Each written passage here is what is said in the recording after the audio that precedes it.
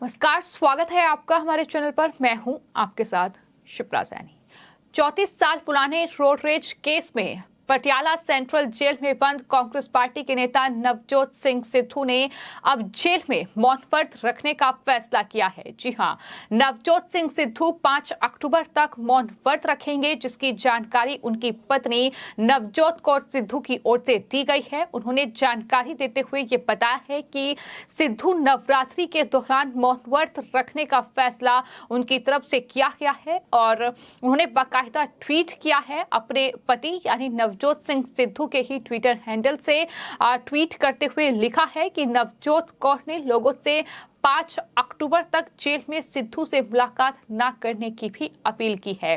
यानी ये जानकारी दी है कि दरअसल वो मौन व्रत पर हैं, तो ऐसे में उनसे पटियाला सेंट्रल जेल में कोई मुलाकात करने भी ना पहुंचे, ये उनकी तरफ से कहा गया है। आपको ये बता दें कि नवजोत सिंह सिद्धू जो कि पंजाब में कांग्रेस पार्टी के दिग्गज नेता माने जाते हैं और उन्होंने 1988 में कार में जाते समय बुजुर्ग गुरनाम सिंह से वो भिड़ गए थे और गुस्से में नवजोत सिंह सिद्धू ने उन्हें मुक्का मारा, जिसके बाद गुरनाम सिंह की मौत हो गई थी। और इसी पूरे मामले में पटियाला पुलिस ने नवजोत सिंह सिद्धू और साथ ही उनके दोस्त रुपिंदर सिंह के खिलाफ गैर इरादतन हत्या का मामला दर्ज किया था।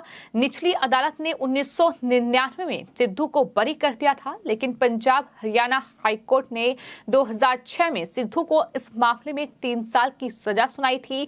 नवजोत सिंह सिद्धू तब अमृतसर के सांसद थे। सजा के बाद उन्होंने इस्तीफा दे दिया था, लेकिन ये पूरा मामला जब 34 साल बाद अब सुप्रीम कोर्ट में पहुंचा और सुप्रीम कोर्ट ने इस पर जो है नवजोत सिंह सिद्धू को 1 साल की जेल की सजा सुनाई और अब नवजोत सिंह सिद्धू इसी पूरे मामले में आज जेल में सजा काट रहे हैं। रोड रेज के मामले में पंजाब की पटियाला जेल में 1 साल की सिद्धू सजा काट रहे हैं और अब इस दौरान नवरात्रि है, चूंकि नवरात्रि का मौका है, वो किसी से भी बात नहीं करेंगे। सिद्धू की पत्नी नवजोत कौर सिद्धू ने कहा है कि उनके पति 5 अक्टूबर तक मौन व्रत पर रहेंगे और यही जानकारी उन्होंने लोगों के साथ साझा की है।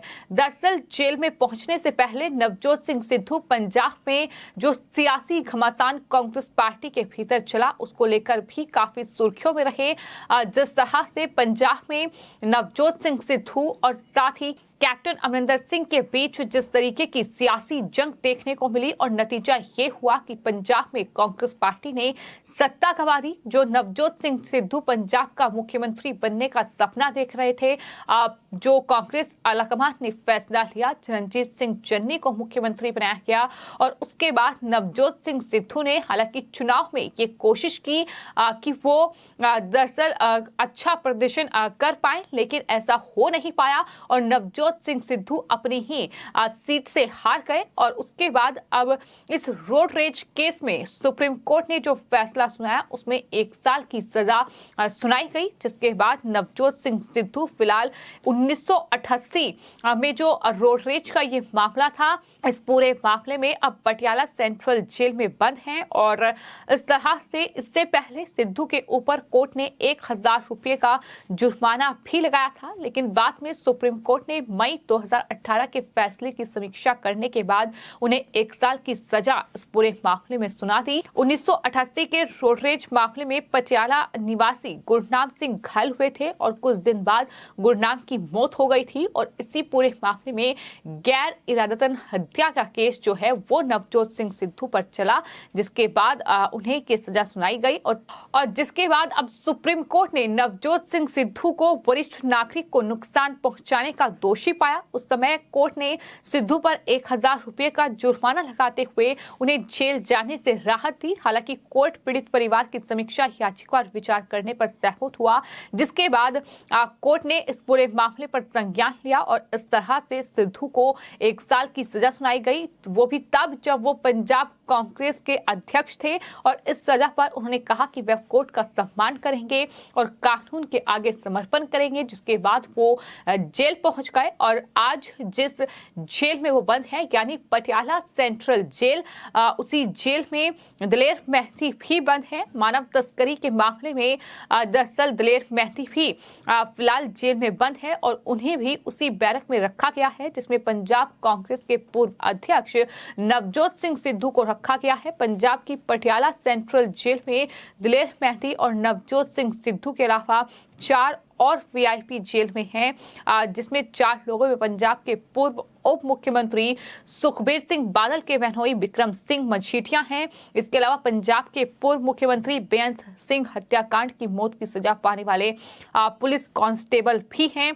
तो इस तरीके से 4 वीआईपी लोग जो हैं वो उस जेल में बंद हैं। लेकिन फिलहाल कहीं ना कहीं सिद्धू के लिए मुश्किलें जरूर पड़ी हैं, क्योंकि सिद्धू जहां पंजाब में अपनी सियासत चमकाने की कोशिश कर रहे थे, लेकिन इसी बीच इस 34 साल पुराने केस ने सिद्धू की मुश्किलें बढ़ा दी। और अब चूंकि नवरात्रि का मौका है तो ऐसे में उन्होंने मौन व्रत रखने का फैसला किया है।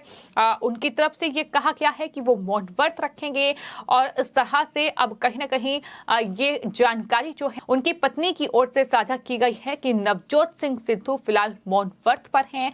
5 अक्टूबर तक वो मौन व्रत पर रहेंगे और ऐसे में सेंट्रल जेल पटियाला पहुंचकर उनसे कोई मुलाकात ना करें। हालांकि सवाल तो ये है कि नवजोत सिंह सिद्धू जेल से बाहर आने के बाद चूंकि 1 साल की ही सजा है, तो ऐसे में अपना किस तरह से वो आगे बढ़ेंगे, किस तरह से अपना राजनीतिक करियर संभालेंगे। लेकिन कहीं ना कहीं पंजाब में कांग्रेस ने जिस तरह से सत्ता गंवाई है उसका एक बड़ी वजह नवजोत सिंह सिद्धू को ही माना गया।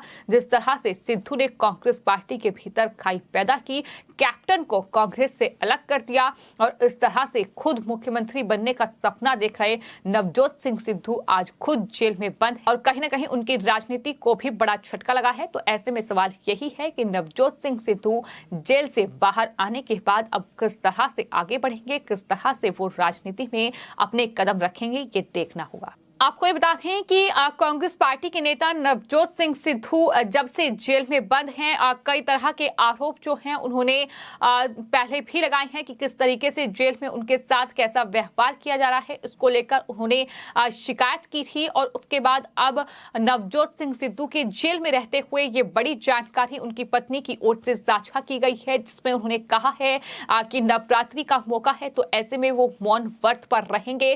तो इस तरह से लगातार सिद्धू कहीं ना कहीं अपने आप को व्यस्त कर रहे हैं ताकि ये सजा जो है वो काट पाए। लेकिन जिस तरह से कांग्रेस पार्टी बाहर जिस तरीके की कहीं ना कहीं सियासी हलचल का सामना कर रही है, जिस तरह से राजस्थान, छत्तीसगढ़ जैसे राज्य जो कि कांग्रेस शासित राज्य है, जहां कांग्रेस पार्टी सत्ता में है, वहां कहीं ना कहीं सरकार पर खतरा लगातार मंडरा रहा है। बात अगर राजस्थान की जाए तो कांग्रेस पार्टी को वहां भी अब खतरा है कांग्रेस पार्टी पर। गहलोत सरकार मुश्किल में है, तो एक तरफ कांग्रेस पार्टी के नेता इस तरह से जेल में बंद हैं, तो वहीं बाहर कांग्रेस पार्टी जो खुद को संभालने की कोशिश कर रही है, लेकिन इस तरह से अपने ही नेताओं की बगावत का सामना कांग्रेस पार्टी को करना पड़ रहा है।